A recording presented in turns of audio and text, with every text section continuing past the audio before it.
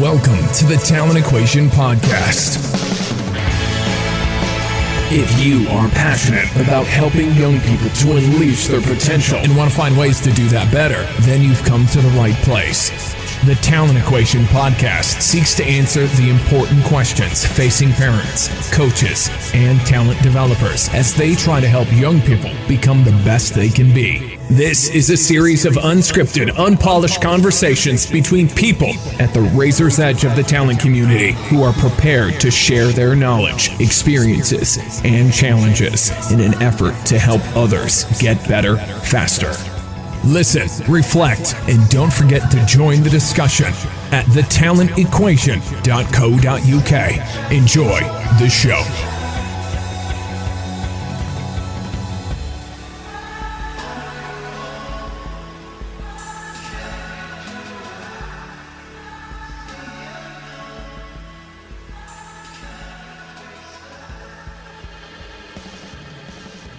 Welcome to the Talent Equation. Great to have you on board. I've been a little bit of a while just trying to get this out to you because I've been head down working on a couple of bits of work that need doing, writing a strategy and all those sorts of things. But great to be back into it. And I've got a great conversation coming up with Ed Coughlan and Shawn Myszka following their recent respective conferences on both sides of the Atlantic. Ed's Movement Skill Acquisition Ireland Conference and Shawn's hashtag We Are the Movement conference over in Minnesota. I got together with them. It was a mission to do so, but I got together with them and we had a really, really good conversation about their reflections from the conference and the things that they learned. So we jumped straight into it, and we just get straight into the conversation without any messing around. So I really hope you enjoy this, and I give you Shawn and Ed. Good. Absolutely. I see a little record button up in the corner, so I think we're money. Yeah, we're money. Good. You all right, Shawn? How you doing? I'm living the dream, baby. How about you? I feel like I'm living the dream. I've been writing a strategy for the past week or so. Oh, yes. And it's taken up, it's a week. I've been writing a strategy it feels like I've been writing a strategy for a month. It feels like 107 people have fed back on it. So it's been a intense few weeks, put it that way. And of course, going over to Cork and enjoying the hospitality of Ed and his colleagues didn't necessarily leave me in a kind of best shape physically to write a strategy. We did our best. I'm sure there's plenty of things we can improve on for the next time. And you've left us with a long list of requirements. All I'll say is you did me a big favour by giving me a lift home when you did, because had I stayed with Shuttleworth, I think I'd have been in real trouble. Yeah. Well, I met Alan the following morning and he was like, oh my God, never leave me alone again. It sounds like you guys had a little better time than we did over on our end. I feel like we were much more all about business. Yeah. Really? Were you guys like solid at it all the time? Well, I think I didn't leave the actual venue till I believe 9 or 9:30 p.m. And our conference ended at 5:30. So I think I stayed there for 3.5 or 4 hours just answering questions for all the delegates who maybe didn't get to chat with me over that period of time. Right. So by the time I left, I know there was a group of presenters who were jetting out in order to go have maybe a few drinks, as it sounds like maybe somebody did over on that end in Cork. Yeah. But I didn't really partake in a whole heck of a lot of it. I was pretty much movement and sports skill acquisition oriented the whole time from start to finish. Go figure, right? But by the time you left your venue, Shawn, we were already deep in beer and pizza and trying to solve the problems of the world. That's where all the problems actually really are solved. So I should have taken any of the people who were waiting around to chat with me, and I should have taken them off site in order to do exactly that.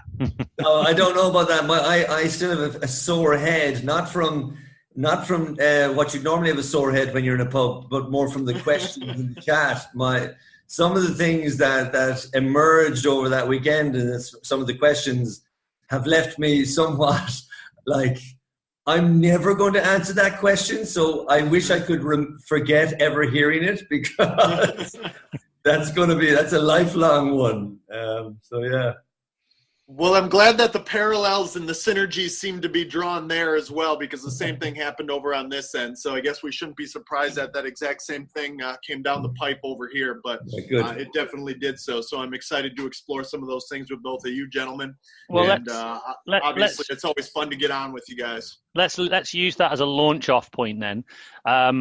So let's start with you, Ed, then. So what was it that sort of you came away and you were kind of ruminating about and considering? I mean, I've certainly got lots and lots of thoughts I want to throw around as well. So let's just jump into it.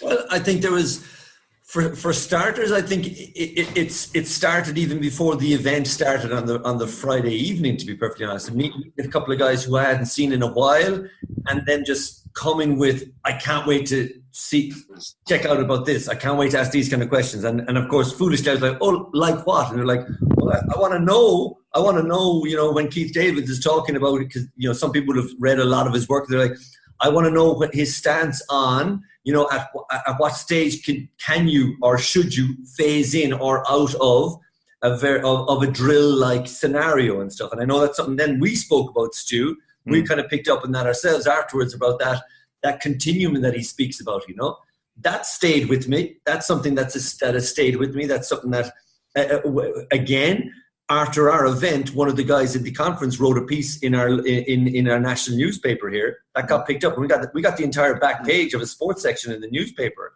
And then as a result of that, one of our national broadcasters picked up on the article and was on the radio show that morning speaking about it. And one of the things he was talking about was, well, it's just that challenge that everyone's experiencing when they coach. At what point do I break it down? Or should I break it down at all? And should I at first try and let them play and explore before I even ever think about interfering, let's say, So it's not only me, but it's almost a fallout from the conference in a very positive way. It's just that it's gotten the conversation very much to the forefront of people's minds, And I'm, fortunately, like I help out where my boys play football, and on this Saturday coming, I'm in with the under sixes, and I can't wait just to have those little scenarios again where I'm saying it would be really easy to stop it all right now and to go in and fix it, because I'm the coach, because it's written on my tracksuit, so I must know better than the 6-year-olds in front of me. But it was a great reinforcement to remind myself to not do that, to actually let them play, let them explore, and then know when and how to, in one sense, challenge the little space that they're exploring in, even as 5 and 6 year olds, so that we can. And again, that's been the fun stuff. I'm always impressed with what a 5 and 6 year old comes back to you with. You got to ask the questions first. You won't know until you ask them, and then when you do ask them, they've got some gold dust in there. Now they've got some crazy stuff in there too, but they've got some gold dust, Selfishly, I just I love those moments so much that I honestly I'm quite happy to allow maybe some kind of technical development problem to happen, because I just love the moments of discovery so much. They give me such a buzz. So I mean, I feel bad about that, but I just think that's just such a thing, I mean. But it's something you and I talked about, Stu, even on that Saturday evening. We were talking about there's some beautiful moments when they go off on this mad tangent because they're into something in Lego, or they're into something in some other part of their lives, and there's someone that they connect with on that at that training session. How awful it must be for them when all of a sudden they're snapped out of that little world to come back here and take part in this. And you're thinking, hang on, that might have actually helped what we were about to do, Did you ask them? Maybe it was something that you were doing with them that sent them down this crazy Ninjago scene in the corner.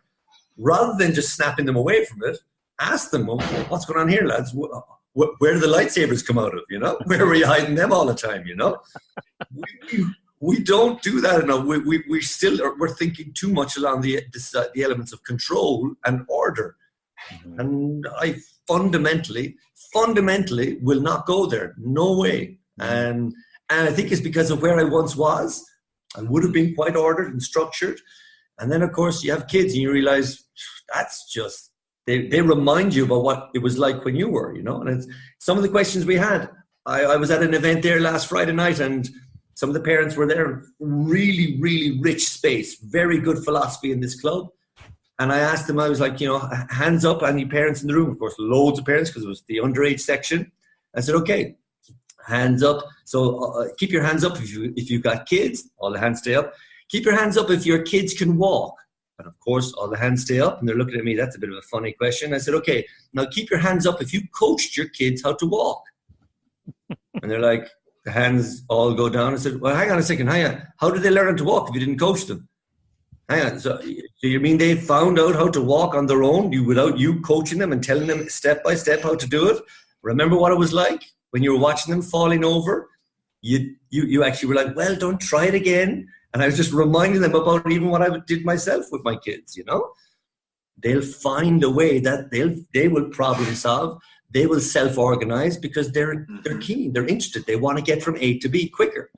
And this walking malarkey that they see the other people doing seems to be more efficient. Well, and I kind of like where you guys are going there, obviously, on that, because on, you know, the trends, the synergistic trends that kind of emerged from the beginning between you and I, and what our conversations with you and I and Alan, and when we first started thinking about doing this, it continues to blow my mind at how much synergy there actually was between many of the thoughts and ideas that emerged for you guys, as well as in what happened over here. You know, as you were talking there, most of that, which what I'm hearing is so much about exploration and practice as a search process, and out of that search process emerges obviously a really problem-solving process for the respective athlete or individual at hand. And I think that was one of the major trends that I took away from all the conversations that I heard, not only when the presenters on my end were speaking and presenting and offering their thoughts, you know, those from Carl Newell to Rob Gray to anyone and everyone in between, but then also many of the side conversations that I heard happening. And as those were sort of, I was trying to be really cognizant and really perceptive, really attuned, if you will, during my open session that I used to start and kick off the entire weekend with, where I did a 2-hour session. And it was just me up there allowing for that nonlinearity to actually emerge in the practice setting for those three respective individuals. And as I was doing that, I heard a lot of, you know, whispers, and people are writing things down, and people are looking for drills, and they're looking for exercises, and they're looking for my cookbook. And I just keep letting the individuals who were practicing to explore. And then as I did that, just even bringing out some of the guided discovery stuff, I think that so much is the part that's missing in many of these educational opportunities, is some of that true art of being a movement or skill acquisition specialist or facilitator. And so many people, you know, as they try to change their tune on being the coach because it says so on their tracksuit, to being someone who's just aiming to set up an environment and allowing the flower to bloom and grow because of their facilitation of the environment that they're trying to cultivate. And that was basically the big thought that I was trying to get through to our delegates. But then, you know, of course, of no coincidence, many of the presenters offered similar ideas and similar thoughts. So, you know, it was of no coincidence, of course, that certain ideas such as really looking at the movement problem-solving process as this perception, intention, and action integration, and how much there is still to be known about that integration and that coupling. Is maybe another one of those big trends, you know, that I lost some hair over in the last week and a half, as my sleepless nights afterwards, as I'm typing out brainstorming note after note here, just as my thoughts kind of lead me down where some of the delegates took me. Well, I think even something like that, and you'll remember, Stu, when Keith Davids was presenting, Shawn, to our group, it was remarkable how he managed to speak about Bernstein and show all, you know, the hammer, and so on and so forth. And then he brought it straight into an applied setting in diving. And it was just, there was that moment, and the amount of people that I've spoken to who were like, I always, you know, I'd read about that, I'd seen about that. But he said for him to actually show us what that looks like in the real world, because I always had my own doubts. You know, I was sure a hammer coming down from a blacksmith and so on.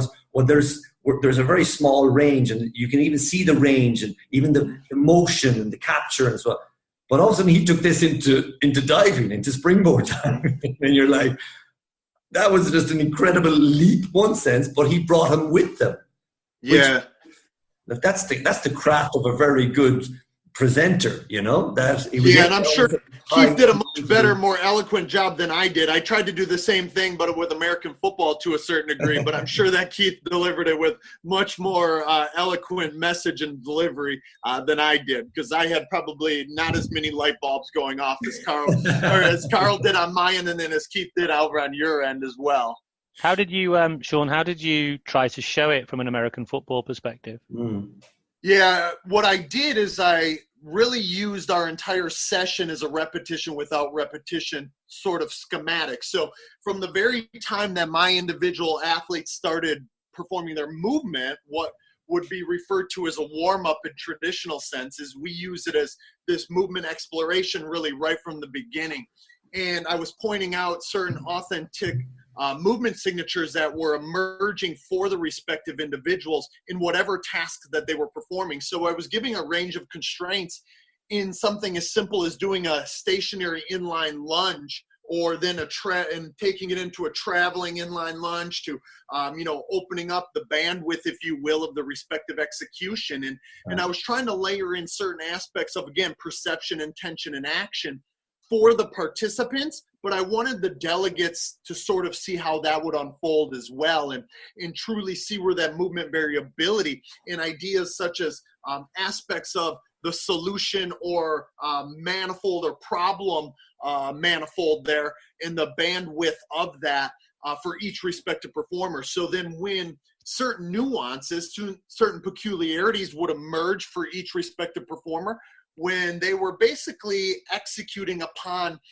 what their interpretation of was off of the message that I delivered in my coaching communication, whether it was with instruction or feedback, I was trying to give examples as to maybe what I was seeing as they performed or executed those respective activities. And I think it did hit home to some, because we went from movement preparation / warm-up schematic to then a more open environment where they were doing more what in traditional terms would be quoted a reactive agility or something of the sort.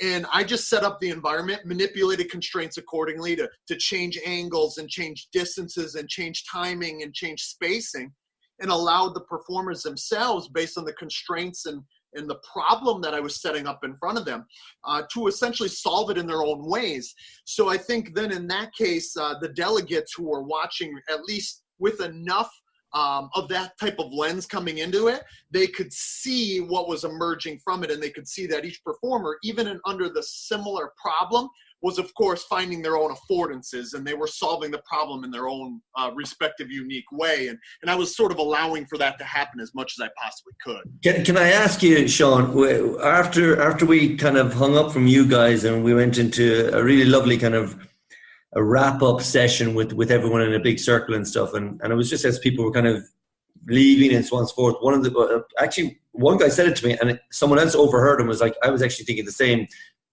I think at the start you had mentioned something about you were going to do a session with your guys, and then your delegates were going to have an opportunity to ask your guys what they took from it. And I think we'd some people who were very interested to know, well, what did they say when they were asked? Because again, like, how do they perceive? I know how we may perceive, and we may have these lovely aspirations of thinking, oh, this is what they're getting from it. But it's such a rare thing that you afforded your delegates to kind of eavesdrop into. But what do the actual athletes, how do these actually perceive that session and the sessions they do with you? I'd love to know what were some of their thoughts when they were asked and probed about that. Yeah, and I tried to probe them as much as possible during the actual session as well, so it was fresh right after they maybe went and solved that problem in a respective way. And oftentimes any of my individuals, whether they're coaches that I consulted with in the past or whether they're my actual athletes and players, of course, we try to come to common ground with some of the ideas that of how they attach themselves to the affordances, because those affordances, of course, represent the information that exists in this problem and solution connection. And it will start to determine maybe how that player sees their solutions and their own intrinsic dynamics and how that may fit based on that bandwidth of the problem and what the problem is doing. And luckily, you know, and this wasn't really planned because we didn't rehearse anything, me and my individuals that I had practicing there in front of everyone, we didn't rehearse any of that. In fact, I didn't know how many people were going to show up and what kind of space we were going to have to operate or anything like that. So honestly, I think we had all but 15 of the 100 delegates were there. I think we had 85 participants there, and I was probably expecting maybe half of the people would show up because it was sort of like labeled as this pre-conference. So of course, space changed considerably, and of course some of the pressure and anxiety that goes along with that, even with individuals who are accustomed to these ideas, there's some raising of that. And of course, then we really get to test what happens from a skill execution standpoint. And as they were doing that, I tried to probe them as much as possible with some discovery learning type questions, and to try and really get them to see what they're attuning to within the information, how they're attaching themselves to that problem. And we talk a lot, me and my guys, or me and the individuals that we converse with, about that problem and solution connection. And we can really only know how that individual's perceiving, intending, and acting is if we really investigate on that scale of analysis. And so I tried to ask as many of those questions as humanly possible. Luckily, Ed, what happened is those individuals basically answered in ways that they typically would out on the field. You know, they said, well, I saw what angle my opponent was running at, so I knew I could either do X, Y, or Z, or I could go in this direction, or I might have that direction. Right. Some of them were very cerebral in that way, talking about spatial and temporal relationships. Then, ironically, the individual who was in front of your group with me, Michael Zwiefel, who had done a hands-on session the morning of, right before we hopped on the line with you guys, he was one of the participants with me in my open session. And he happened to say, well, when I approached that respective problem, I actually looked more for what the environment was affording me rather than what my opponent, because I didn't know anything about that respective opponent, but I knew how much space I had to work with based on the way that you explained the problem and the way you set it up. So we saw really unique differences there on how the individual players became attuned to their own respective perceived affordances. And luckily, you know, by the grace of God, I'm just like sitting back behind, you know, like praising, because of course, you never know what you're going to get when you ask those respective questions in a group of 85, and you're just trying to get some people to maybe focus in and fixate on the right pieces of information there. Luckily, they did. It's interesting, and again, if some of our conversations that we had later on the Saturday evening were had before our chat with you, it would have been interesting to get you guys' ideas around it. But one of the things that came out again during our session was Keith Davis and Rick touched on it again about the breaking down of a skill and to try and keep it quite whole. And later on that evening, I was having a chat with Peter Arnott and a guy, Anders Danielsen, and a guy, Mark Molan. They're the golf coaches, these three guys, and they were chatting, and I even tweeted about it today because it stayed with me, you know, about the faults and fixes for technical refinement. Very often in golf, it's going back to break it down, slow down the movement, piece by piece, going through the different positions of the swing and so on and so forth. Yet everything in our space is saying, no, stop uncoupling it. Keep them coupled. Keep them where it's, you know, yes, if you want to change the relative timing a little bit, fine, but make sure the relative timing is still consistent for that motion. Did any of that kind of stuff came up in your space where it's that kind of idea around, you know, technical refinement? Do you go to deconstruct, to reconstruct, or should you actually keep it constructed, keep it coupled, and then work within that space? Yeah, that's a great question, and it is something that came up quite frequently. In fact, not only in our respective discussions when we came around for integration, but in my presentations and the way that they sort of set up. Of course, the first session that I had was about 90 minutes-ish or up to 2 hours of some of that open environment, constraint manipulation, about trying to get a certain agility skill execution to emerge from it for different people of different constraints, personal, structural, and functional constraints. I immediately then gave this sort of 25-minute keynote address where I basically implored people to think about that integration with that coupling, you know, between perception, intention, and action. And of course, then followed up by Carl Newell speaking about constraints acting on movement coordination, and then followed up by Rob Gray, who obviously, you know, probably says keep them coupled more frequently than anyone else possibly could, which is one of the reasons why I love him so dang much. But, you know, and he was talking about functional movement variability and the reason for the coupling. But you could definitely see some struggles based on some of the delegates and their messages and their questions of each one of us then as we had our little breakout sessions. And there were a number of golf particular or golf specific people in particular who were bringing up a very similar topic with me every time that they came back around. And of course, I have never worked with a golfer, but I tried to talk them through that, at least from my perspective. And I think it's still one of those sort of elephants in the room when we sort of bridge the gap, if you will, and I hate that cliche, but we sort of bridge the gap between this ecological dynamics group over here and this schema theory, you know, generalized motor program, perfect practice group over here, you know, trying to mix. It's not about which group you're in. It's about us trying to find the truth, you know, and how do we find that truth? Those are things that maybe people would have used in the past to gain refinement of a respective skill, or so they felt or thought. And I think that's one of those unanswered questions for me that you were talking about before, that I know in my own brainstorming notes over here, as I've been brainstorming each and every night since the conference, I keep coming back to that, like, what is the answer there between part and whole, and keeping it coupled versus decoupling it and making it more segmented? And I just don't think we have that exact answer yet. I think we have people who are obviously leaning one way or another based on their personal experiences and the ways that we're unlayering some of these thoughts. But I think I know it's sort of a struggle for our profession and our industry as well. And I think we have to keep coming to common ground as much as we possibly can there. I think on that, I think Stu and I, and correct me if I'm wrong, Stu, but we're in the space where we're saying, no, rip the plaster off. Let's for the sake of, because we've been one way for 30 or 40 years, let's, for the sake of another 30, 40 years, go the complete opposite end of the way, and let's see what we come out of that. Because you know what?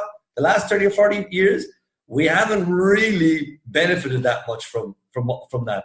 So let's go down the complete other end of the continuum. Let's not be gentle about it. And I think even when that question was asked, Stu, correct me if I'm wrong, but I think I actually called upon you to come answer a question because I knew where that answer was probably going to direct it go. I wasn't trying to start any shit, I promise, but I wanted to hear where you went with it for sure. Well. Yeah, and I reflected on my answer, you know, and I thought to myself, because I was sort of, I was sort of thinking, as you could probably tell, I was thinking as I was talking. That's not unlike me. I was thinking about it afterwards about kind of what my answer was, because it was really interesting. When other people were giving answers, I was like chatting to Zoe next to me and saying, I'd say this. And then like when I was called to talk, I was just like, But what I was going to say about that was that was a big takeaway for me as well, around, because that kept coming up, didn't it? It kept coming up for you, Ed. I mean, the questions we got even over the Skype were similar, weren't they? I mean, your delegate Shawn kept asking those questions around, you know, is there a space for drills? You know, that was where you got me up, wasn't it? Hey, let's wheel him out. Yeah. I had to. I just had a little brief interjection. No, and then I handed it on. But interestingly, though, one of the reflections I had, because I actually ended up asking Keith this question as we were walking from the conference venue to the pub in the evening to get the pizza and beer in. He'd said something in his presentation which I was like, oh my God, because he basically said, because we'd been joking all the way through, Shawn, about you're not allowed to say the D word. You know, if you say the D word, you've got to put £1 in the charity pot. You know, all this sort of stuff. But anyway, so what happened was Keith actually talked about how, you know, from a scientific perspective, you know, he can't say that, the use of a drill is incorrect because, he says that the evidence probably just isn't strong enough. So, of course, I was like, all the wind was taken out of my balloon right there. And, of course, I know he's right. But anyway, I spoke to him afterwards and I sort of said, look, what makes you say that? Because I have a couple of concerns here. But the first one is, so I said, what makes you say that? Because if we're working in a space which is basically saying that in order to develop skill, that you need to have something happening that you're attending to that determines how you move, right? Yeah. And in all of the contexts that we're working in, there's some other maniac trying to stop us do what we want to do. Yeah. And we need to be able to adjust our action according to them. I said, in that context, how can you say that an isolated drill works? I said, just logically, it doesn't work. And he said, well, look, I, as a scientist, just can't say that it doesn't, because it's not something that I can stand up and categorically say, because we actually haven't got the proof in that direction as much as we haven't necessarily got the proof in the other, which is a very good scientific perspective. Yeah. But he then said to me, causality and so on and so forth. Yeah, exactly. But he then said, but in reality, everything is telling me that we need to be in the ecological space. All of the research I've got, everything else is in that. And he says, so as a scientist, I can't say that, but as a practitioner, if I was in your shoes, of course you can say that. He says, which is one of the reasons it's probably quite good that you're a podcaster and a blogger, because you can go out and say that. You haven't got a reputation to uphold. He was almost like, pushing me forward as the totem. But anyway, so I mean, I just thought it was a really interesting thing, and I sort of take the argument on board. Second piece, I won't rant on too much more, but the second piece was, I do wonder whether there are sports where there is less direct variable, as in like an opponent. If there isn't an opponent necessarily, I wonder whether there is a methodological approach there that is different from. I don't know. I'm just wondering, because that was definitely something I picked up. That's a fascinating question. And again, like yourself, I've pondered that myself. But what I've often found when I go there, I think what's happening there is that there's almost an inability of the athlete to perceive their environment. There may not be a tackle coming in. They may not have to respond to someone, but they're having to interact with their environment, be that environmentally, wind, speed, or whatever that might be that depth, perception, distance, curvature, contours, all that. And I think that's one of the things that almost goes as a safety net. Yeah. Because we're in somewhat of a static space, and because I'm not having to interact with another person, I can go within myself. I can go technical, overly technical. And I'm not saying that there's not room for technique, of course, but I'm just saying what happens is that we go down a rabbit hole and it's very hard to come back out. Yeah, I think where you're going there, around us as we're going further down, and we find we lose our way back out, and it's just to try and get that balance, Yeah, well, I think and that was something that an interesting. The last kind of side note, the last time that I spoke at Altus, I really sort of wanted to challenge myself around this idea of pushing or finding where repetition without repetition really fits within, say, a track and field, an elite track and field community and environments such as Altus. And I talked to Dan Path and Stu McMillan and their group and their ACP program about that, just because I believe that oftentimes we make track athletes or individuals who maybe fit within that more technically oriented or dominated sport, just because there isn't something to perceive and act on, we're not looking at the layers or uncovering the layers correctly enough, exactly sort of to your point there, Ed, too, where if we're trying to gain ownership, typically ownership, again, to steal Keith's idea here, comes from attunement and adaptation. And you're still trying to attune to something, and information is still that driver. Anytime when we're doing anything, regardless of how repeatable it is or not, it's never going to be the same. So we still have to look to draw ourselves in, become attuned to, become sensitive to the specifying information as it stands at that moment, and then adapt our movement behaviors in response to it. I think regardless of whatever sport we're talking about. So I believe that even, you know, on that flip side, repetition without repetition can really be a driver of movement ownership as well as authenticity, and then truly, again, adaptation in those sports that maybe are more repeatable and pre-planned even at that. Yeah, I think in that context, where I've come to is that the perception and action coupling in a sport like golf comes from your perception of acting as opposed to a perception of an external actor. Yeah, I agree. And so it's a slightly different thing, but it's still perception and action coupling. Yeah, very nicely put. Very nicely put. Yeah, absolutely. And I think that's, but again, I think that's where, again, golf more so than a lot of sports, there's a lot of practice time.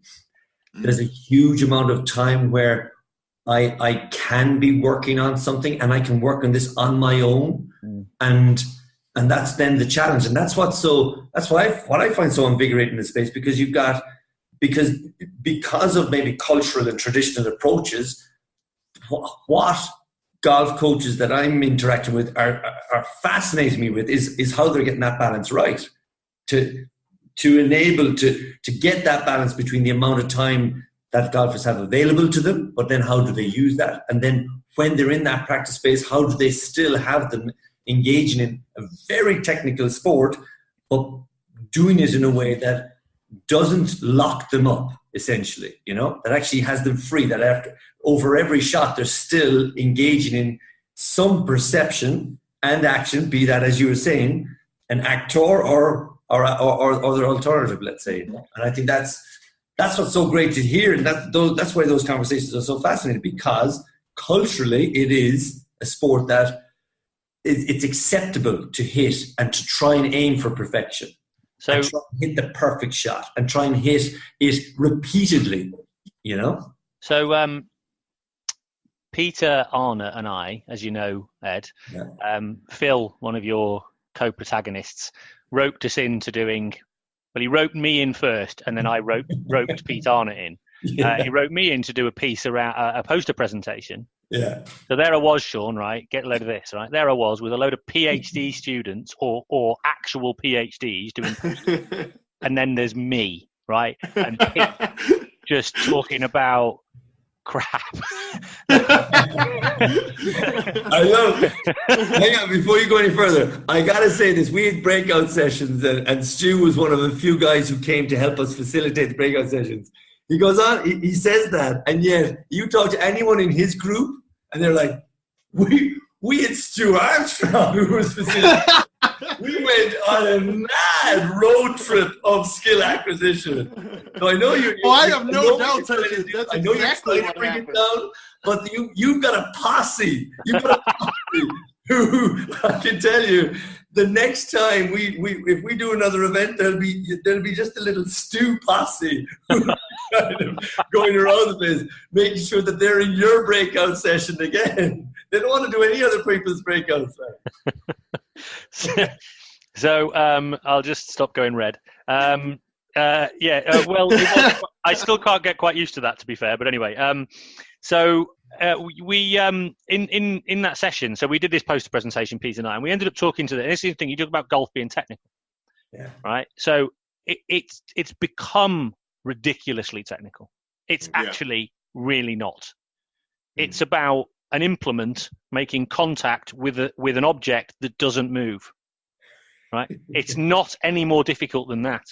What was really interesting, though, is talk about technicalness, right? A couple of hurling coaches came up to us and started chatting, or certainly chatting to me. And we ended up talking about, Shawn, do you know, I mean, I don't want to insult you. You ever seen hurling? Yeah. Mm-hmm. Oh, yeah. I mean, I'm not an expert by any means, but I don't think people who do hurling. Nobody. Yeah, it's the most. I play field hockey, but like that's the game that you play. It's like field hockey, but at head height. Yeah, I just can't conceive of that game. It's just crazy, and people don't wear helmets. It's just mental. I know they do. They do now. Oh, they do now. Okay. Yeah. Anyway, so And they were talking about holding the stick the right way. Mm. Oh, cool. And how important it was to hold the stick the right way. And I was like, really? That's interesting. Why is it important to hold a stick the right way? And then they started talking about that. And then I said, but what if the opponent comes in from that side? Don't you need to have the stick on this side to be able to, and don't you need to be able to, and all this? And we just started exploring this whole space. And it was like, but it's interesting, isn't it? How I think this is something that sort of came through for me a little bit, how people have got a technical idea of how to perform certain actions. And what I came away with, and this question kept propping up in my mind, is people keep thinking about sport as a series of movement solutions. That if you perfect those movement solutions, you're fine. As opposed to thinking about sport as a series of problems with a range of movement solutions that are available to solve. Brilliant. And if you think about it as problems, then it's a totally different paradigm for you. Yeah. Well, and I tried to make that exact same point. I definitely love when you get on your tangents, Stu. So that's why I tried to get you on one that Saturday morning. So I'm glad to hear that so many other people in the breakout sessions were. I don't know, Shawn. About that. Shawn, you're gonna. There's a long list for this posse. You gotta get in there to get on the. I'm over there just raising my hand like I was the first one. I tried to get it going. You're just on a podcast. The podcast is very different to the posse. Two very different things. I'm just waiting in line any way that I can get in on it. But it's funny that you say that, Stu, because I tried to, in my keynote address or my opening address, I shouldn't say keynote by any means, I'm touting myself way too much. In my opening address, I started to try to reframe the ideas around there always being this dichotomy, this constant reciprocal relationship between the problem and solution. Yeah. And we can't investigate one without the other. And we shouldn't try to connect anything that happens in either one of them without reference to what's happening in the other. And, just like what we couple perception and action, I think we should couple that problem and solution, and our scale of analysis should always be directed on that. Both when we're trying to analyze the skills that are being executed there, but also how we go about acquiring them or refining them. And it sort of talks to exactly that, what you're speaking on here as well, Stu. And I think I couldn't have said it better myself in the way that you just phrased that, because so much of it is there when you think about it. When Bernstein talks about, the movement of being correct, when it perfectly fits a motor problem, just as a key easily opens a lock. It still is much about the problem in the lock that problem represents for that individual performer, which could differ from performer to performer or from situation to situation. And without investigating the problem, we can never really figure out how the solution emerged or how that phenomena of the solution is emerging. And I think even then, again, when we look at Bernstein's repetition without repetition, it's in the process of solving the problem again and again, but not in repeating the solution again and again. Yeah. So, I just wanted to throw a little props for Bernstein in there too, because I think that was highly reflected definitely in your answer too. I think one of the things you mentioned earlier, Dan Pfaff and Stu McMillan and stuff, and these are guys that are only on my radar in the last couple of years. But I love the way they seem to I've never met these guys, but I love the way they seem to interact with their athletes. It is an interaction. It is, it's almost a community of exploration that's what I get the impression of around what they do out in Altus. And even for you, I know you'd have coaches who think, well, they're sprinters, so they have a very clear idea of what they need to do. Just go from A to B as fast as you can. Oh, they're hurdlers. And yet they do not approach that by thinking, well, no, that's the solution. No, I want to find what are the problems that they face. And even in something as, in one sense, simplistic as I need to go from A to B as fast as I can. There is no ball that I've got to catch. There is no person I've got to avoid. They are still choosing a process of exploration to get the person there. And that, for me, is as strong a philosophy to attach to. If you're choosing this methodology to get to there for a track and field athlete,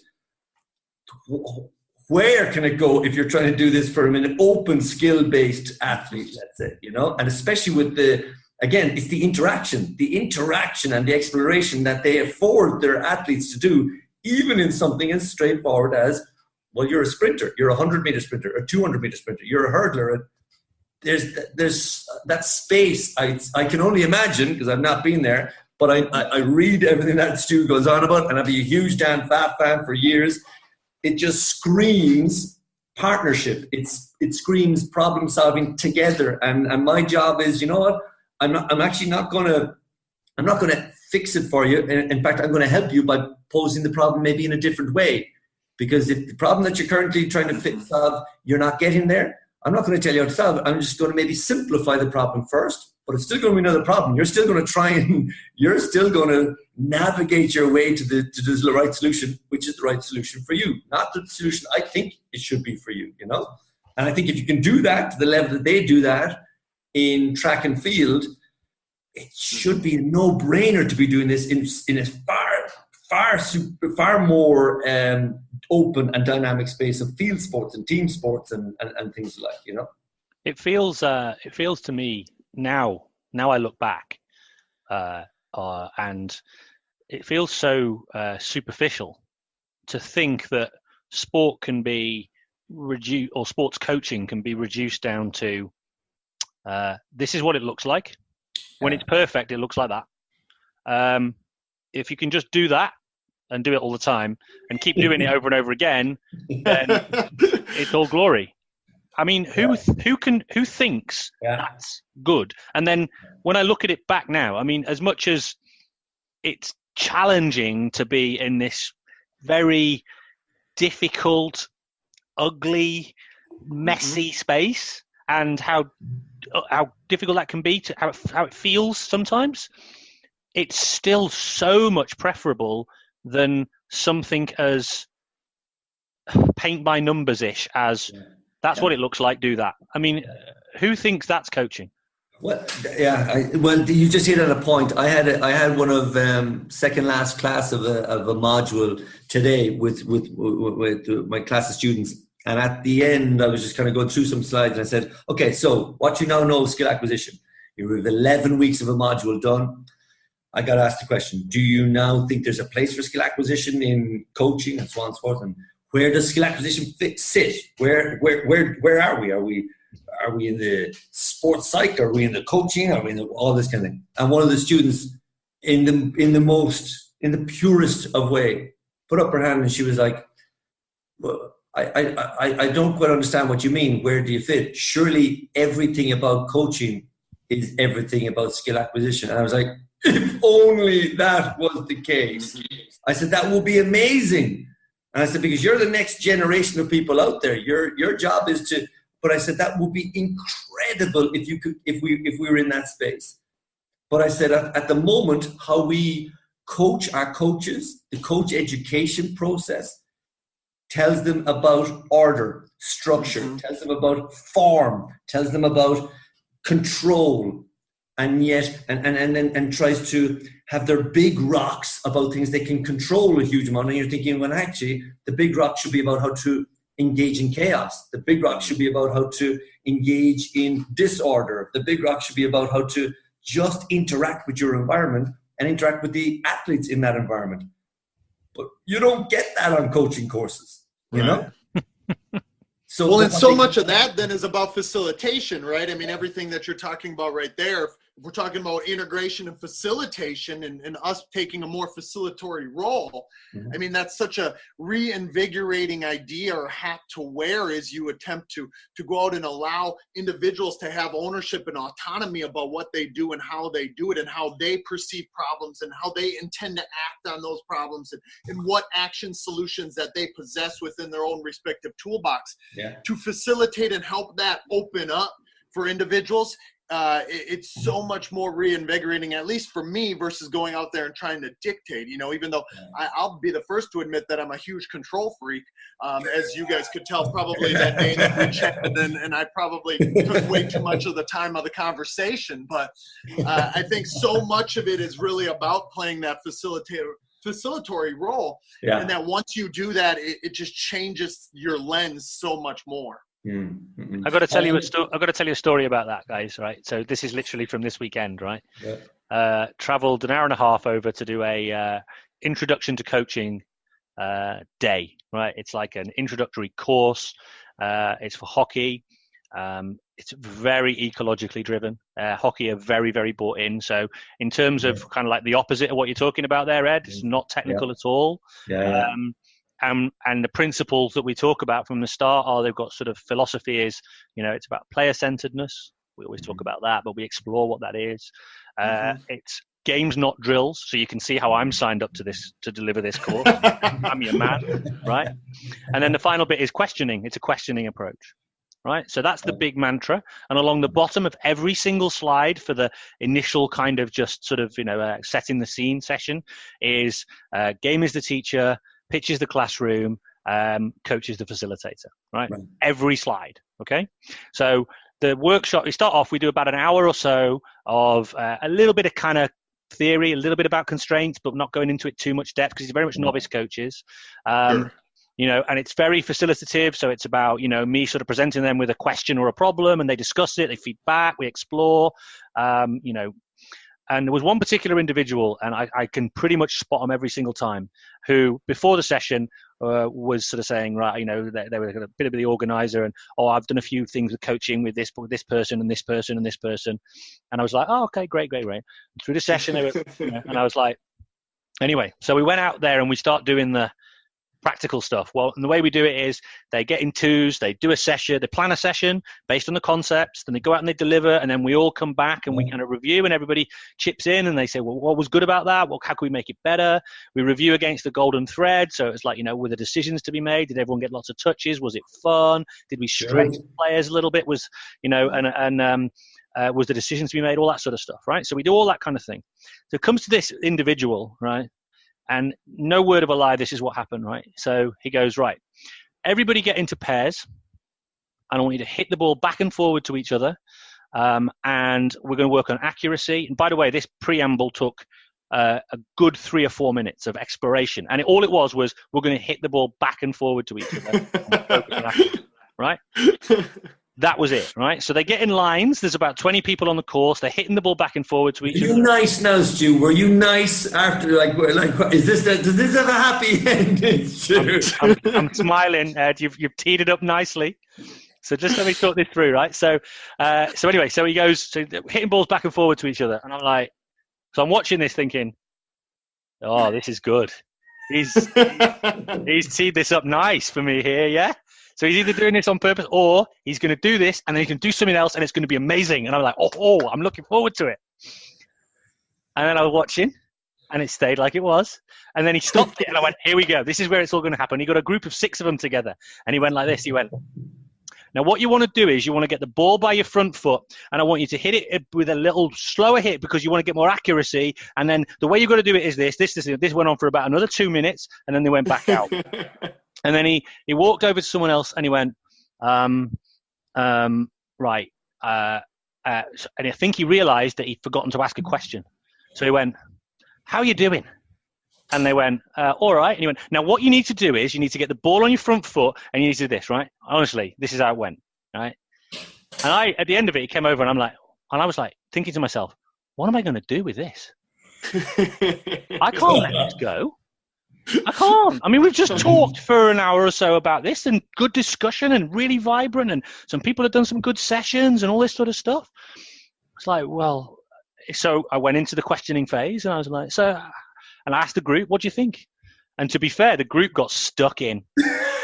And they're like, that golden thread, fun. It wasn't much fun really, and this, that, and the other. And I was a bit like, ooh. And in fact, I had to sort of step in a bit then and said, almost to kind of come to their defense a little bit and say, well, okay. Yeah, right, get it. So we talked about how you can make that more of a game, and, and you can create different exciting environments and all this sort of stuff. And I took them to one side afterwards and I said, listen, guys, a bit brutal, that wasn't it? It's like, yeah.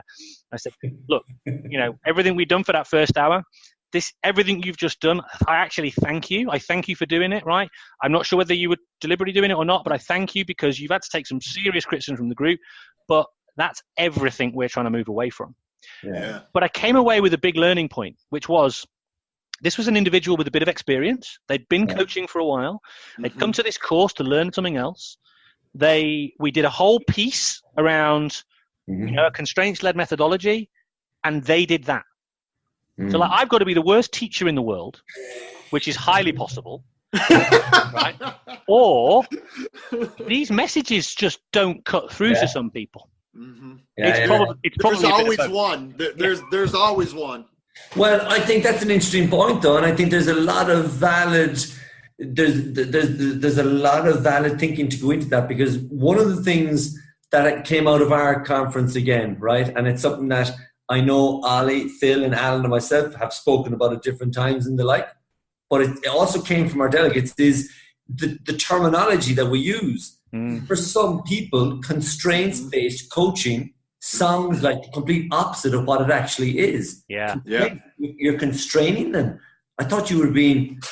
And I gotta give, like, I don't have an answer. We asked that at our own conference. I think we even spoke to you about it, Shawn. You did. The term constraint, yes, for some people, they understand it, they get it. But we also have to have appreciation for others, like a huge amount of words in the English language. For other people, they're not there. And I think there's work to be done to help. Again, going to the term you said you don't like using, but to bridge that gap. If constraints-based coaching is not helping people, it's actually keeping them away, well, geez, we've got to go and help them by coming up with something better. And it may be, I don't know, is game-based the same? Because it's that we know the differences between game-based and constraint-based. So it is something that will still describe what we might know as constraint-based, but maybe not constraint, because the term constraint has a somewhat negative connotation and does not speak to exploration, does not speak to discovery. And I think that's a valid, that's a valid thought process to go down. And that's my subtle way of saying, no, look, it wasn't used to. You're a very good teacher. Thanks, Ed. He's just trying to get in line now too, to be on that groupie list. But I think that's something that, number one, we need to consider around the terminology we use. But can I just go back to the start of what you said there, Stu? You mentioned about hockey in England, and it's on board, and you've got people in Wales like Danny Newcombe. They're on board. They're pushing this there. We've got something similar happening in hockey in Ireland, and I'm wondering why. How come hockey? Like, we've got two guys that I would know of. Graham Shaw, who's the head coach of the women's program, a guy who is completely open to the idea of just challenge and does this happen in a match? If it doesn't, stop bloody doing it. And do you know what I mean? Mm-hmm. And then another guy, Dave Passmore, two guys with years of playing and coaching experience. Dave significantly more than Graham. But again, they're hockey guys. And here you are talking about, we all know the Danny Kerrys and the Danny Newcombes and many more like them in the UK. What is it? And I suppose my question is, because I'm not from a hockey background, is there something particularly about hockey or hockey coaches or hockey coach education that has them a little bit ahead of the game? I think probably. And it's interesting. There's an awful lot of hockey players who work in sports development. So I think it's to do with the demographics of hockey players. And I think there's some similarity with rugby too. So if you think about hockey as being a kind of traditional private school sport, right? It's not. I mean, I didn't go to a private school, but what I'm saying is that it's traditionally seen as that. So if you think about, the type of demographic of people who would be attracted to a sport like that, there tends to be a few more Range Rovers and BMWs in the car park than there are, other types. So it's Trotter's international trading cars. But in fairness, and I'm actually being a bit unfair there because it's not about that. But I think there is an element of both hockey and rugby that have got some very deep thinkers involved. Okay. That's not to denigrate any other sport in terms of having those people. And I think also there's a tendency for, I think, to kind of, we've been crap for years. And I've said this before, we won. I started playing hockey because of we won a gold medal in '88, and that the game just attracted me immediately. But since then, we've done nothing. We were fighting it out for 11th and 12th place in the Olympics. This is how I remember the sport. And now we're fighting for bronze medals. And when we don't get a gold, people are going, "Oh, well, it's just not good enough." Yeah. So it's like we've not been good for a long, long time. And honestly, I was talking to a few of the kids in this particular group on the weekend. They were coming along, young coaches, 18, 19. They've been through hockey system for the last 10 years, which was, this is how you hold the stick. You must have a high elbow. You must do this. And genuinely, a generation of kids who were dribbling around cones. And this was the talent system. And I asked them, I said, how much fun was it? They said, it was awful. Yeah. And I said, well, the good news is you're coming on a coaching course where we do none of that. And they were literally gleeful. Yes. And look, and just to go to the club that I was in, and I mean it, I was in Fingalian's GAA club last weekend, and a great philosophy, really great energy around wanting to do the right by their kids, going back to Mark O'Sullivan's comment about, the UN Charter for Children, let's say, really good space. And one of the mums came up to me at the end, she was like, I have a girl, camogie is the female version of hurling, basically. Small rule differences, but it's essentially the same game. And she was like, I have a kid, and everyone's saying she needs to use the other hand, strong hand at the top of the hurl and stuff. And I want to let her off. And I'm getting pressure and so on and so forth. What would you say? And I said, you were doing the absolute right thing. I said, again, just let me check. What age are we talking about? Oh, she's 7. And I'm like, of course, And I said, you're doing the right thing, and fair play to you for standing your ground. Because you know what? A bit like Keith Davids, we have no evidence to suggest that you have to have your hand this way. It's tradition and culture to say, well, the vast majority of players do it this way and whatever. But there's also a bunch that don't. And maybe we're missing a trick, because especially in hurling, unlike hockey, where you have to use one side of the stick, so you've got to rotate it around to keep it on the same side of the stick, hurling you can hit off both sides equally, because they're the exact same sides of the stick at what's known as the boss, the top of the stick, the hurling stick. And yet we're telling people to strike off both sides. Well, no, the dominant hand has to be top. But you're thinking, well, if that's, maybe I'll take that if you're swinging from one side off your right side.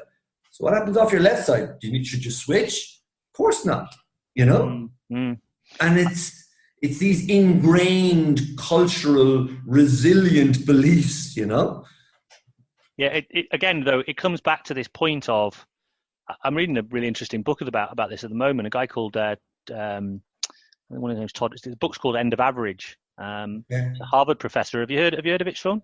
I've heard of it. I have not read it, but I've seen a few excerpts from it. That's it. Well, it's not, I don't think, necessarily immediately relevant to what we're talking to sport, but it's kind of, I think, written more for a business audience. But what's really interesting about it is how deeply ingrained this kind of thinking is into the fabric of our societies. So he talks about Taylorism. This idea of, which was essentially the dawn of industrialization, where everything became standardized, and it was about, you don't need clever workers who can come up with solve problems. What you need is someone who's going to go, this widget goes into that hole at this time, and then that's the means of production. Machines. And this is Taylorism that spawned America's, global economic boom. Ford Motor Company is based on the principles of Taylorism. It was the precursor to Toyota's, lean production manufacturing and all these sorts of things. But it's become, and so Taylorism, and another guy called Thorndike, who then took the concept of Taylorism into education. So, and this idea of let's systematize education to the point where all we need is, we don't need clever people. They can go off to university and be clever and be scientists and mathematicians. What we need, but the vast majority of the populace just need to learn the basics to become subservient enough to then go into the industrial complex. And if you think about it, I was literally reading this book going, that has infected everything we think about. And you think about sport, you can understand how people are pretty wedded to the idea of X equals Y and Y equals Z, and therefore it's production. Yes. But when you think about it, you go back to what decade, but kind of the early 80s or so, when Rod Thorpe, Bunker and Thorpe, he's presenting teaching games for understanding to UK sport, and they're like, yeah, that's not going to work here.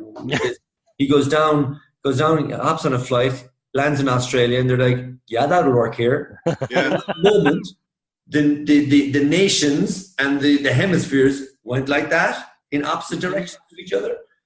And Australia and New Zealand and others, but that's the most obvious example of what we're talking about, went in this direction of game sense, play, practice, and so on and so forth, and it just went crazy for them. And the rest of us in Ireland, England, Scotland, Wales, Northern Ireland, and all, not too far away, really, because Scandinavia didn't really go that route as heavily as we did. Southern Europe didn't go as heavily as we did. But here in Great Britain and Ireland, we went absolutely hammer and tongs down the ordered, structured, militaristic route, while in a completely different hemisphere, they were having fun. I can just imagine how that went, So Thorpe went, he went to England, then he decided that he got a no, so he went over to Australia. Imagine, can you? How did the Poms take to this? And it's like, well, no, they don't really like it. All right, then we'll have it then. Yeah, let's go. Exactly. Just wanted to, Shawn, I've got a thought for you, or a question that I need to ask while you're on.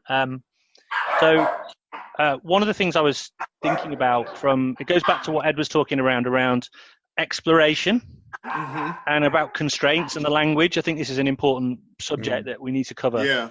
So he presented a model that I don't think I'd seen before, and you guys may have, so forgive me, but and I'll do my best to describe it. It's not brilliant for radio. But anyway, on the left side of the screen, he put up a picture and he was talking about how you have on the left-hand side, you've got structure, you've got order. I'm going to dig my notes out. You've got, you've got drills. Those sorts of things are on the left-hand side, and on the right-hand side, you've got exploration and play, and you've got, discovery learning, trial and error, varied activities, all these sorts of stuff.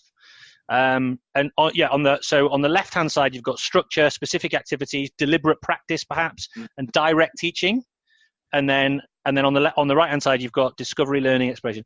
And he presented non-linear pedagogy and constraints led approach, and he called it guided discovery. He put it, certainly I'd call it center right.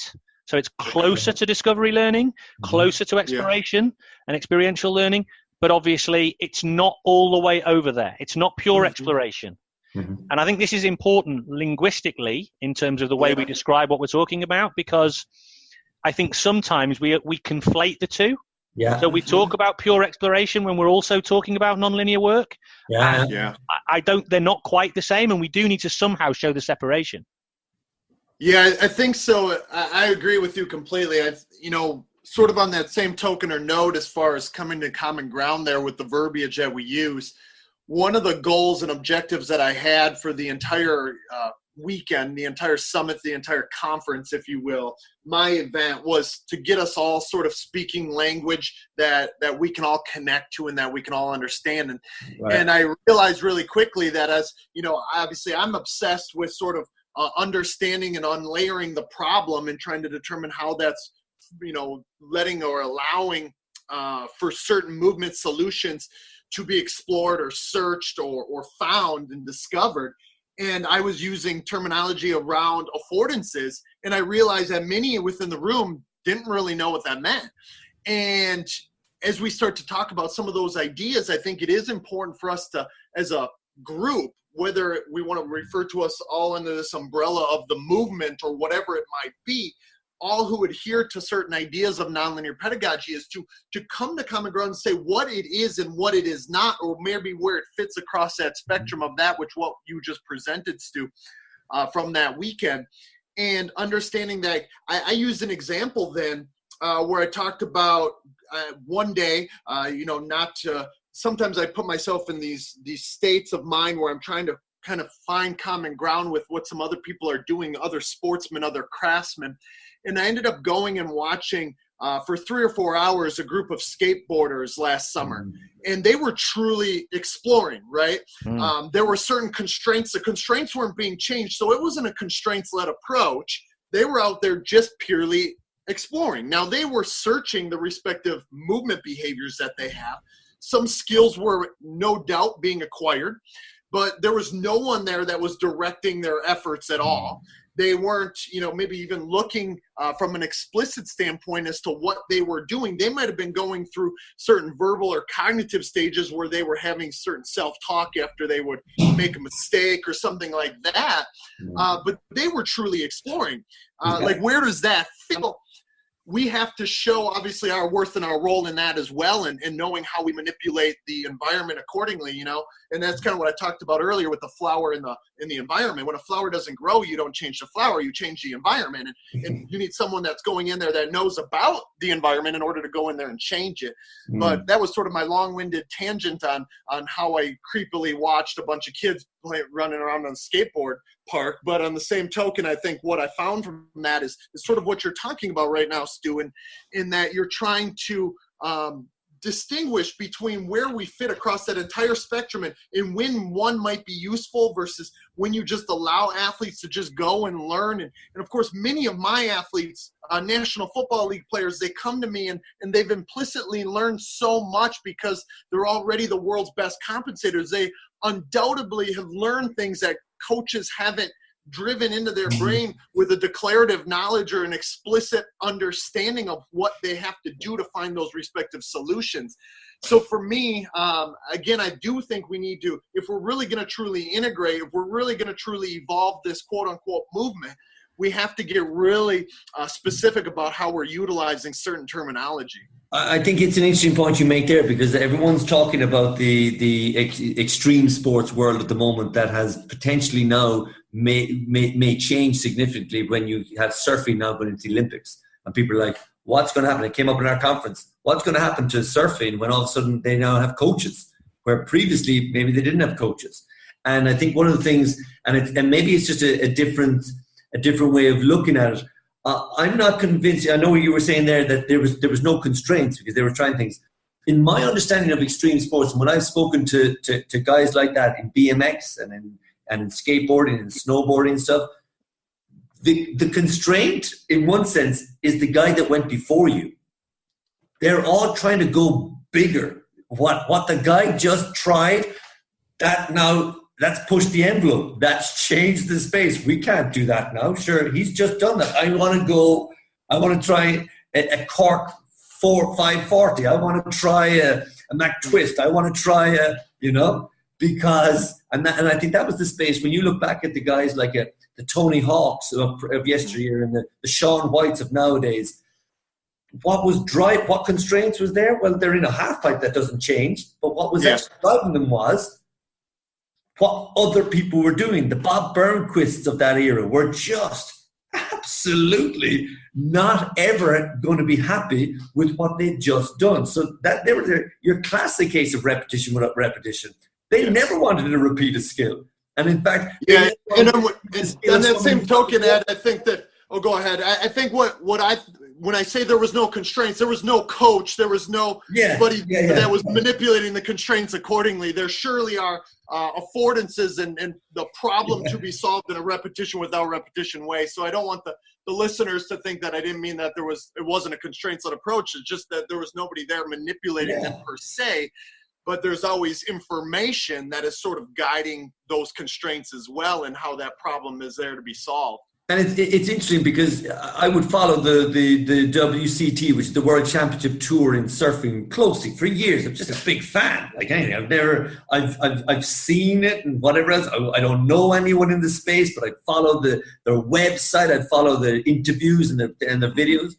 And coaching has been coming in for quite a few years. The guys who advise them on things. But that's actually what it is. You'll have some of the best surfers in the world say, well, I've been working with this guy for a while. And then they'll ask you, so what are you doing? Oh, and they don't, and maybe they do know what they're saying, well, they do know what to say, but I don't know, do they realize where they're coming from when they say it? But you've got young guys now, like John Florence, let's say, is absolutely outrageous, current world champion from last year, born and raised in Hawaii, unbelievable environment on his back door. And he's talking about the guys that have, that he's interacting with and guys who've been kind of coaching him and stuff. But it's not coaching the way most people think coaching is. These are guys who are like, and he'll use things like in his interviews, it's really good. The guys just continue to pose problems for me. And when I can't figure them out, they'll talk to me about, they'll show me how they solve the problem, but it always takes me in a different direction. And you're like, so it's coming, but not as we know it, Yes. Because it's coaching from a completely different cultural landscape, which is about, hey man, go out there and go big and then go home, and embrace that failure. And I think that was a conversation that came up again during over our weekend at one point when we were talking about that space. You look at the Olympic Games, the Winter Olympics were on in Pyeongchang there recently, and one time they were back in the studio discussing what was just happening in the snowboard, in the half pipe.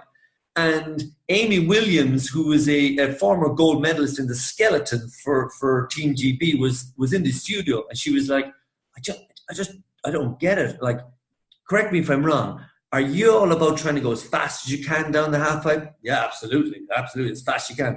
And are you all about trying to be as explosive off the top of the half pipe? Yeah, absolutely. And you're trying to get as much energy off that to whip up and get into movement and yeah, absolutely. And she was like, so why are you all wearing such baggy clothes on a windy half pipe?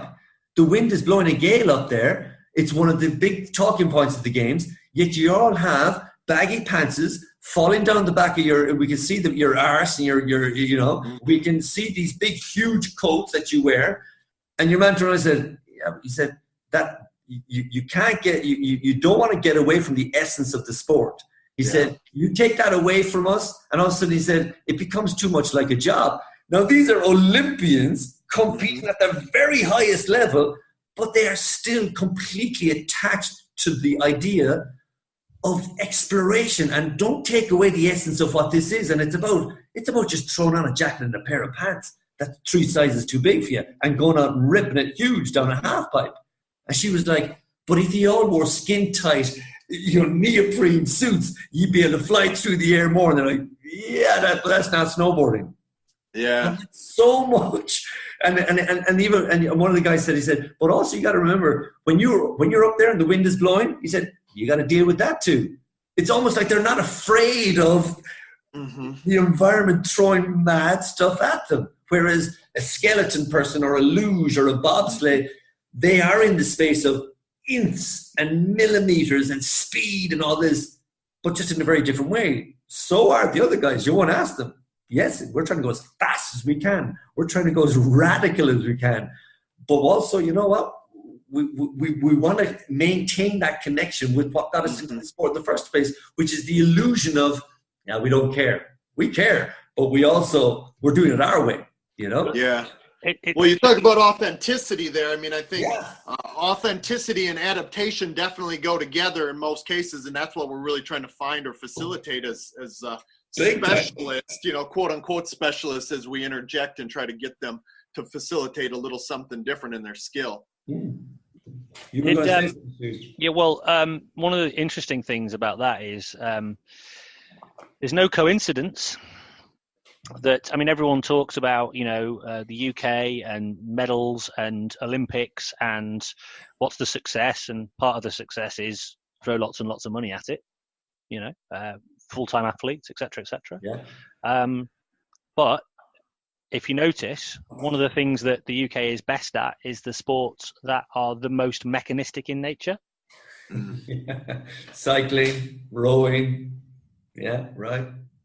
So it's interesting how the sports that require the most amount of perception and action, the most amount of dynamic interaction, decision making, etc., etc., we don't necessarily perform as well as, even though I think we are, again, we're getting better at that.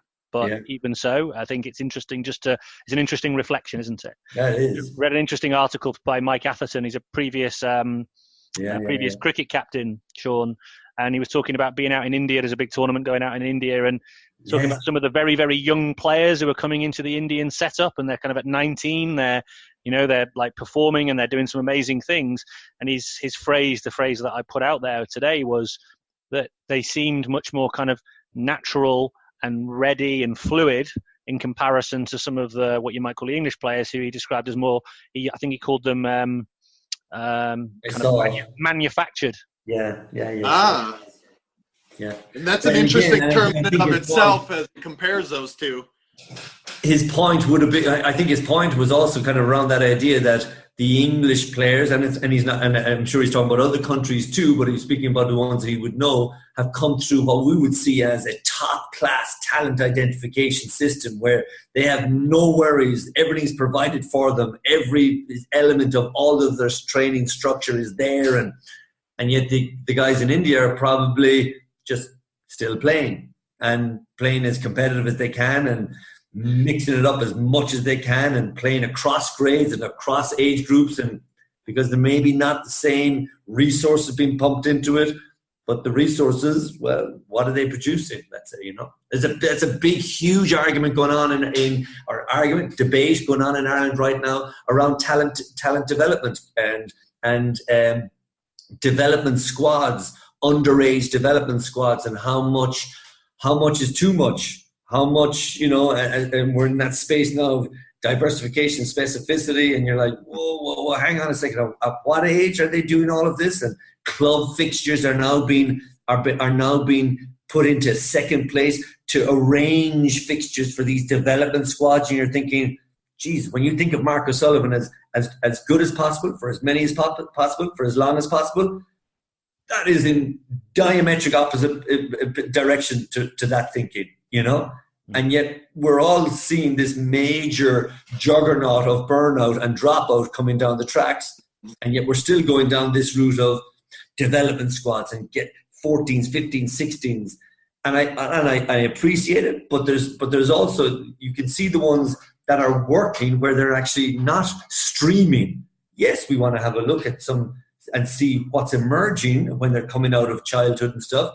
But we're not going to stream either till quite late. Let it be a huge base for as long as possible. We don't see that though. There's a lot of ones who go narrow very quickly, very early, go very intense. So the numbers that are emerging out of these are just infinitesimal. And again, it's back to Mark's phrase, which I just love, that idea of as good as possible for as long as possible for as many as possible. If that's your philosophy, well, then you're going to appeal to more, but also there's going to be more in the mix. There's going to be more people feeding off each other, more people challenging each other. The environment is going to be richer. Rather than having less people in the environment, have more people in the environment. Have them have to cope with players of different levels and the like. Not just all players at the same level as them. We never get that anyway. You look at the England football team right now. England football team, they've just come through a great World Cup qualifying again. Are all of those players at the same level? No, they're not. Some are significantly more world class than others, let's say. Yet we have this idea that we're going to create this team where they're all at the exact same level. Never work. It never happens. Never see it. Well, and even on that same token or note, I often talk to my players themselves about being able to be facing representative problems. And in order to do that, you got to be able to change repetition without repetition, not just, with who that guy is, but more so what affordances he presents to you as the problem, or how your affordances for action may change based on your respective opponents that you're facing. And until you face different opponents or different environmental and task constraints in those ways, you never really get a chance to functionally fit, to purposefully fit with the problem and solution in those ways. And I think that really speaks to what you're talking about there too, Ed, which I think is just another fascinating topic to uncover and unlayer in and of itself. Yeah, true. I agree. Ross Tucker talks about this. He says more often than not, he comes at it quite interestingly. He comes at it from he's a South African physiologist by trade, works in rugby. And he talks about very often every talent system, there is basically just an economic trade-off in place, because against the philosophy of as many as possible for as long as possible, as good as possible. The problem you have is when you've only got limited resources, and more often than not, something I've always railed against for years and years is, if you look at most sports systems, quite a lot gets pumped into participation, quite a lot gets pumped into the performance end, but the talent development piece in the middle, it's like an egg timer in terms of resources. And in my opinion, the people doing the talent development work, they got the hardest job. Because you've got to deal with these crazy adolescents with raging hormones and all that jazz, you know? So in that scenario, you got these under-resourced individuals trying to make the best of this job that is really quite complex and very, very difficult, depending on the nature of where they're working in. But in that context, it's an economic trade-off, right? So we want as many as possible. Well, we've only got limited resources, so we're going to have to select, which basically means deselect for the many rather than select for the few. Then we've got to make an economic decision about how long. So it's how much contact time can we offer? Well, we want to give maximum contact time, don't we? Okay, well, we'll try and get as much as we possibly can. What are we going to trade off on that? Well, we probably have to trade off on the coach development piece, because obviously, you know, we've got to get as much it's just about contact time. It's not about quality of the contact time. It's just contact time. Okay, right. And then we want many as possible, as long as possible. We've selected out. We're going to do as long as possible. We're going to downgrade the quality, so the good goes away. So it's just down to this, right? We're going to do basically as few as possible, not as few as possible. We're going to less, but longer. That's the trade-off we're going to make. And so what Ross talks about, he says, is that what you end up, he says, because of these, it's driven by efficiency, not effectiveness. And so a lot of talent systems end up being actually producing lots of just better than average or good players and very few world-class players. And in that context, you're better off not having a talent system at all. You're better off leaving them to their own devices, because you're probably going to get some absolute worldies coming from that, because very often the worldies come from the untraditional places anyway. Yes, I completely will buy that hook, line and sinker. I love that, because there's so many people that come out of, out of juniors, and they're incredible, and they move into seniors, and you're thinking, well, I know how they've been coached. And that's not as a reflection of how they've been coached. So where's your talent ID there? Let's say, because also I have to throw back at you, if that has come out of that coaching, and as a result of that system, where are all the rest? Absolutely. So one came out. What about the rest? And again, that's back to that Mark O'Sullivan's thing. Fill a bag with eggs and throw the bag at the wall. One egg survives. Our system works. Woohoo! No one sees the dead bodies, It's like Mark's ears are currently burning in Stockholm. He's like, is someone talking about me? That assumes that he's woken up. So, he's probably still waiting for his pizza, in fact. Yeah, he probably is. Well, just one final piece I wanted to just touch you about, because just another area that I think is I've got to just offload on somebody is this whole area, I think, around going back to a little bit about the question of terminology. So we talk about constraints led. So Danny Newcomb introduced me to the concept of constrained to afford. And I was like, okay, that's interesting. And I was like, right. So I know that was quite a significant light bulb moment. We're talking 2 or 3 years ago. And I think we don't use that terminology enough. And I'm wondering whether we'd be better off. And affordance is not the best term either. I still don't know whether we just need to educate people in the terminology so they begin to understand what the shorthand is, or risk alienating some people because they don't like the terms. But anyway. I think that's an answer. You've answered that yourself almost. If we're still questioning these terms, it means that they're not doing the job they should, surely. Well, either that, or we just, like with any term of art, it just takes a while for it to embed. Yeah. Do you know what I mean? I think. But anyway, I like to think that we can come up with better words. I rather than thinking that people need to.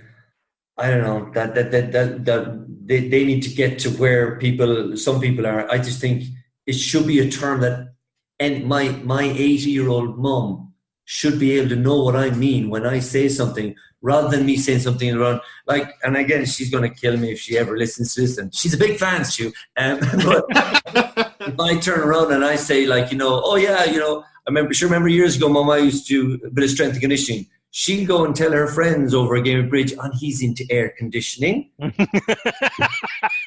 Why? Because, well, that term doesn't mean anything to her, So when and that's my problem. That's not her problem. That's my problem. Yeah. It's not really strength and conditioning anyway. That was just a term that got attached to it. In the same way, it should be more welcoming, I think. The terminology should be more welcoming. And I'm not too sure if constraints and affordances are that welcoming. If we're trying to, if we are the movement, well, let's move it. Let's see if we can bring more people into conversation by just having better terminology, Or on the flip side is we've just got to maybe do a better job of conveying what we mean by some of these terms. Yes. It's like anything. Yeah. I mean, there are terms that are in use in regular, who knew what a hashtag was back in the day? Yeah. But now everyone just goes around going, oh, hashtag this, hashtag that. So, for a while it was alienating when people weren't that interested in Twitter and all that sort of stuff. So maybe it's just a period of time for people to get it. But what I was going to say to you is, whether we use the term affordance or not, would we not be better off to talk about affordance-led coaching? Has anyone ever talked about that before? Because I'm not trying to say it's my idea, but I'm just saying, has anyone ever mentioned that before? Have you talked about this, Shawn? Well, I, during my hands-on session specifically, sort of make that same exact distinction that you are right now, Stu, because I like to think of things in regards to affordances for action, because that's sort of, even if I got two players who play the exact same position and their exact same size, I know that their movement experiences are so vastly different that how they attach themselves and exist within that problem and solution reciprocal relationship is going to be vastly different. So the more that I can come at it, we're trying to understand what their respective affordances for action are, and then attempt to manipulate constraints around their affordances to help them get more understanding, whether to educate their attention, to educate their intention, or to change the calibration of their respective actions. It's the way that I sort of encapsulated that idea when I was speaking in front of the group, because that's when I got all the blank looks, though, because sort of on Ed's token or note here that we're talking about is a lot of people just don't attach themselves to affordances very well, or constraints, or degeneracy, and all of these types of ideas. We might know what they mean, and I battle back and forth in my head, and I have so many times in the last 10 days since the event as well, because at one moment I'm with you, Ed, to where I'm like, okay, maybe we just got to come up with a better capture of what it is that we're talking about here, and in terms that everyone can associate with and everyone can attach themselves to. And then on the same token, Stu, I'm like, maybe we just got to have these conversations more, and there haven't been enough conversations that orient themselves around what we mean here, so we get really clear. So they are hashtag type moments, that people maybe just need to have it laid out in front of them. This is what affordances are. This is what affordances are not. This is what constraints, how we can manipulate constraints, because this is what it means. It constrains. It shouldn't actually be as difficult as I think some people make it out to be, because they attach themselves to their old terminology or ideas that maybe that will die along with that terminology. People are really resistant to some of the change too. So I think it kind of goes both ways, and we sort of have to exist in the middle as we try to make more people part of this movement and come to where we stand and what we're talking about. But if we can't communicate about it, obviously there isn't going to be much momentum that continues to evolve from it either. Maybe it's just because I'm a stubborn old bugger, but I'm inclined to double down, It's probably why I've never met. It's probably why I'm really poor. But sure, look, we spoke at the event ourselves, Stu, about there's even a concept paper to be written about this. Even just explore it. just to throw out, just a theoretical constructs around, as you were saying, to double down on an idea like that is something that is pretty significant. That's something that we should be considering, let's say, and as I said earlier, go one way completely for a while to see where that even takes us, and that might be around the terminology. Let's double down. Let's have to say, okay, no, this is the terminology. Let's do better at having more conversations around the terminology. In the same way, no time for drills. We've had that time. Let's go the complete other end of the continuum for a bit. I'm not saying we may stay down there, but let's explore that idea first before we rubbish it, and always go back to our safety net of, but there's time for it, isn't there? Just a little bit, just in case. I can live my way, maybe, just so I can, just so I'm comfortable, just so, in case. Yeah, and the thing is about that is I think this is also important, and I did spend quite a bit of time talking about this on the weekend, actually, is there is an approach, again, Danny Newcomb, so we've been bigging him up, but the work he's done with Keith on what he calls the environment design framework, I call the funnel of variability. I actually think that gives the kind of framework that people can use, because when you're playing in that funnel of variability, you can begin to understand how you don't ever need to go to pure isolation, because you can just layer up some nice variability, and all of a sudden you've got something that's very different. Yes. Yes. And all of a sudden it's and I think when you can conceptualize it in that way, I think people get it. And you mentioned the phrase at the start, Shawn, about people were looking for your recipe book. I don't think it's a recipe book. No. But it is about understanding that actually, if you put an egg in a pan and you don't turn the heat on, it doesn't become a boiled egg. Yeah. You know what I mean? It's kind of showing them the method, something about the methodology. Yeah. Do you know what I mean? And I think that's I do. Go on. It's another issue is, and it's a reflection from the conference, Ed, and I guess you guys may have already thought about this, was around the blend of theoretical and practical. Yeah. Yeah, I sort of on that same token, we talk so much about movement and movement skill acquisition and being the movement and analyzing the movement and unlayering the movement and understanding what was happening underneath the movement. And when all is said and done and I put together my notes, I realized that there wasn't enough movement. And it's kind of funny because I didn't do as much application because I was so focused, Stu, on finding the common ground with the people and helping them to connect to these ideas and concepts that I'm like, at the end of the day, I'm like, I forgot about the movement. Yeah, we had representative task design and they watched me and players go through some representative learning environments. And then the next day we started out with some movement, and I had some people talk about how they would design representative tasks and activities and how they would get away from that dreaded D word.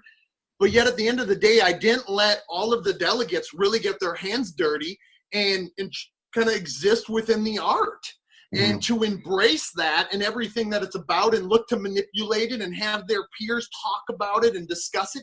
We didn't do nearly as much of that as what I should have. And if we're going to truly, quote unquote, bridge the gap there between science and art, I tried to just go so far to getting them to understand the science and what lens we need to look at it through, that I forgot to really dive into allowing them to test out those hypotheses and to do it there along with other people and to lock arms truly. And that to me is what the movement is about. So I've been kicking myself in my own ass for the last 10 days because of that, because I'm like, wait a minute, I'm talking about locking arms with these people and also all integrating and learning from one another and having these discussions. And we did all that. But we didn't truly lock arms in the nonlinearity of the learning and help people embrace what it all entails to allow them to get out there and facilitate themselves around their peers and to feel comfortable being uncomfortable doing just that. So that's something that in future events I'm going to have to do more of or design more within the framework of it. Guys, I have to excuse myself. I either keep going, but I'm actually blocking somebody, so I'm going to have to move my car. It won't take long. No, look. In the meantime, thank you. Hey guys, if I come back in, great. Ed, I've got to go as well. So look, we can wrap up here. It's absolutely fine. Great. Hey, I appreciate you guys coming on. Thanks, podcast didn't go out today, and you'll notice it didn't go out today because I wanted to wait for this one. Right. So it's your fault that we're late. Okay, just for everybody. But hey, listen, I appreciate you coming on. Thank you, man. Thank you. I'm looking forward to Movement and Skill Acquisition International, where we actually come together. Just going to put that out there for everybody to say, that's a challenge for you guys. Solve that problem. No problem. We're on it. We're on it. You will more than likely grab onto that affordance. Yes. Right. See you all in Finland, yes? Finland next year. We're all in Finland next year. Finland, yeah. Cheers, lads. Cheers. Thank you, guys. Bye. Cheers. Shawn, that's been great. Thank you for... Yes. The pleasure is all mine, my friend. As always, I appreciate you, and we don't do this enough, but I know that it's pretty hard to organize our schedules, too, in order to do just that. But, I'm always happy to jump on the line with you anytime that we can. Hey, and as I said last time, I keep talking about maybe doing a trip over to your side of the pond, but if you're coming my way as well, give me plenty of notice because I can get you pretty booked up pretty fast. I love it. I will do my best here as we try to advance this movement one person and one day at a time, right? Cool. All right, mate. See you later. All right, my friend. Take care. Thank you so much. Bye-bye.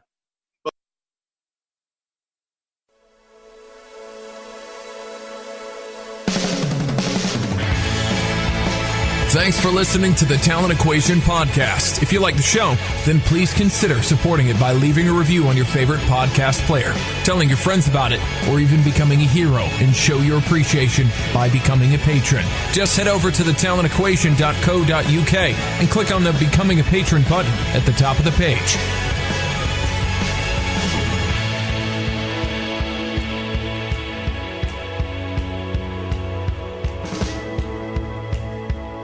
Wow. What a fantastic conversation with Ed and Shawn. Guys, thanks for taking time to come on. Just really great just sitting there listening to these guys drop their pearls of wisdom, their knowledge bombs, and chipping in every now and again when I had the opportunity to. They did a great job with those two conferences. I know that the people who attended really went away with their heads scratching. So certainly that I did as well. It was a great opportunity to meet some heroes and genuinely have some really great conversations with people who are really committed to trying to do the best they can. It doesn't get any better than that, really, does it? So a big thank you to those guys. I want to also say a thank you to some new supporters. Colin White's come on board. He's joined the conclave. Colin, I'm going to hopefully see you soon in a couple of weeks. Getting together with some of the other intrepid learners who come onto the conclave. And I also want to say a big thanks to Pete Tynan, I hope I'm saying that right, and Jeff Gold. Both came on as Patreon supporters. Much appreciated. Hope you have a great week with your coaching, and I'm going to see you in approximately 7 days' time, all being well. All the best.